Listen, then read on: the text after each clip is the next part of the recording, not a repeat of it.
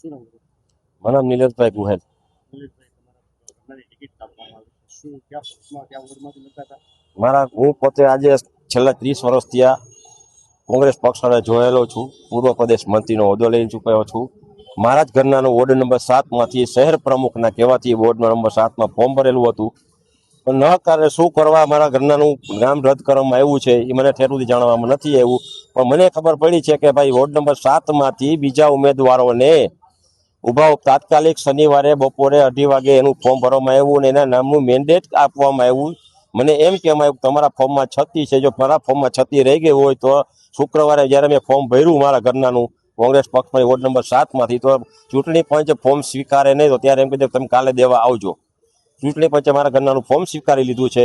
મારી પાસે બધા ડોક્યુમેન્ટ છે, જે માગે કે ઘટતું નથી. જ્યાં હું કહું છું ભાઈ ઘટતું હોય તો કેવું, હજી અહીં પૂરું કરી દઉં, બરોબર. હવે પક્ષે મારી ઘરનાની ટિકિટ કાપી છે. વોર્ડ પ્રમુખ કોણ છે એ વોર્ડના ઘરમાં કાર્યકરો ને વોર્ડના જે ઉમેદવાર મતદારો છે એને ખબર નથી વોર્ડ નંબર 7 ના પ્રમુખ કોણ છે. મારી માંગણી એક જ છે કે હું પક્ષમાંથી રાજીનામું આપું. જો આવી રીતે મારી સાથે થયું હોય, વણંદ સમાજમાંથી હું એક જ કોંગ્રેસમાં છું, પાર્ટીમાં છું, બાકી વણંદ સમાજ નથી. લોકોને જેમ જેમ એમાં લોકોને જે મતદાન કરવું હોય કરે, એમાં હું કાંઈ નહીં કહી શકું.